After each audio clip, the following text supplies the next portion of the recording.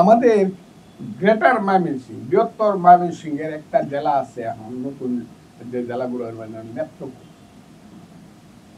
নেত্রকোনাতে একজন বাউল ছিলেন, বিখ্যাত বাউল, তার নাম রশিদ উদ্দিন। জালাল খার গুরু, শাহ আব্দুল করিমের গুরু, উকিল মুন্সির গুরু, তার নাম হলো রশিদ উদ্দিন। তার একটা গান আছে যেটা পরে আব্দুল জব্বার গায়া বিখ্যাত করছে। হাকিম হইয়া হুকুম করো, পুলিশ হইয়া ধরো, সর্প হইয়া দংশন করো, উজা হইয়া যা। এই খেলাটা শেখ হাসিনা এবং আওয়ামী লীগ গণজাগরণ মঞ্চকে নিয়ে খেলছে। কথাটা তারা প্রথমে এটা চায় নাই, আবার মধ্যে খুব চাইছে, আবার শেষ দিকে আবার তারা গিয়ে বলছে এটা তো থামানো যাচ্ছে না, কাজে তাদের বিপক্ষে আবার মতিঝিল, শাপলা চত্বর, হেফাজতে ইসলাম তারা সৃষ্টি করতে। এটা ওই সপ্তাহে হলো শেখ হাসিনা অনেক বড় খেলোয়াড় ছিলেন, যে কারণে তিনি কৌমি জননী হয়েছেন। শেখ হাসিনা নিজেই বলছিল রাজা মিয়ার মাথার মধ্যে বল, সেই বল কোন গোলকিপারের দিকে যাবে এটা তো বলা যায় না, বরং শেখ হাসিনা এই জিনিসটাকে নিয়ে রাজা মিয়ার খেলা খেলছে। উনি কিন্তু মনে মনে চাইছিলেন কাউকে ফাঁসি না দিয়া, কথাটা খুব বোঝার চেষ্টা, আবারও বলছি আমি জানি না উনি কি চিন্তা করেন আমার সম্পর্কে, করুক, আমার বিশ্বাস উনি মনে মনে চাইছিলেন উনি কাউকে ফাঁসি দিবেন না, যাবজ্জীবন দিয়া কারাগারে রাখে দিবেন, দুই পক্ষ স্যাটিসফাইড থাকবেন। কিন্তু কাদের মোল্লাকে যখন প্রথম দিকে উনিও দিলেন, যাবজ্জীবন দেন, কাদের মোল্লা এজাজতে বাড়ি আঙুল তুলিয়া কইছে, বিজয়ের চিহ্ন দেখাইছে। এই তখন কিন্তু গণজাগরণ মঞ্চের এটা লাগছে, কি রে বেটা, বেটা যুদ্ধ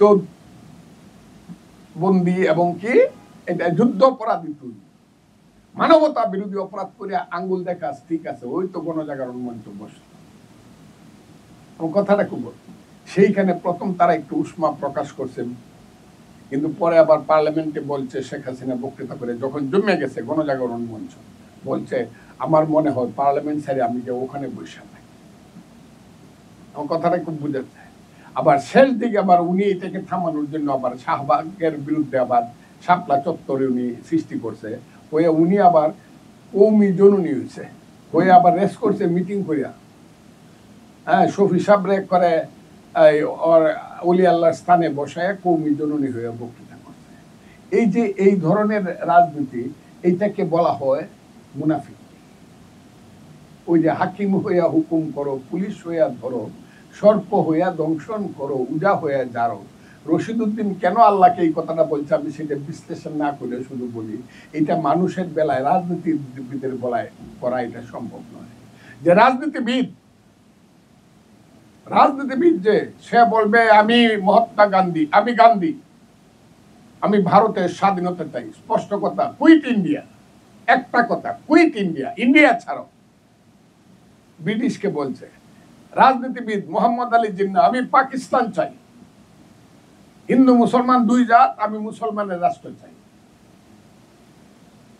নেলসন ম্যান্ডেলা আমি দক্ষিণ আফ্রিকার কালো মানুষের অধিকার চাই, 27 বছর জেল কাটছে, মাথা নত করে নাই।